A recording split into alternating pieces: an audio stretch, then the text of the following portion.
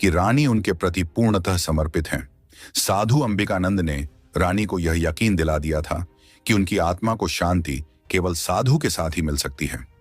रानी ने धीरे धीरे महल के कुछ गहने और बहुमूल्य वस्तुएं साधु को देना शुरू कर दिया।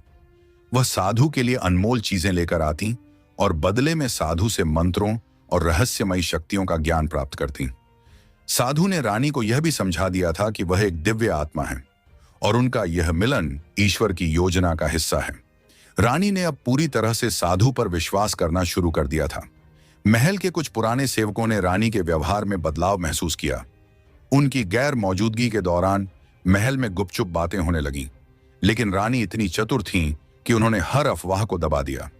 उन्होंने उन सेवकों को इनाम और अधिकार देकर अपनी ओर कर लिया। साधु अंबिकानंद को अब रानी के माध्यम से महल की कई गुप्त जानकारियां मिलने लगीं। रानी की सहायता से उन्होंने राजा के दरबार में कुछ अपने लोगों को भी नियुक्त करवा दिया। राजा को इसकी भनक तक नहीं थी। चंपावन के साधु अंबिकानंद अब रानी सौम्या पर पूरी तरह हावी हो चुके थे। रानी उनकी हर बात मानने लगी थी। साधु ने रानी से कहा, राज्य का असली नियंत्रण तुम्हारे हाथों में होना चाहिए।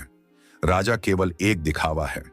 रानी, जो अब साधु के प्रति अपने मन और शरीर से पूर्णतः समर्पित हो चुकी थीं, इस विचार से सहमत होने लगी। साधु ने धीरे धीरे रानी को समझाया कि यदि वह चाहें तो राजा को पीछे छोड़कर स्वयं राज्य की महारानी बन सकती हैं। यह विचार रानी के मन में एक चिंगारी की तरह जल उठा। अब रानी के अंदर महत्वाकांक्षा और मोह का संगम हो चुका था।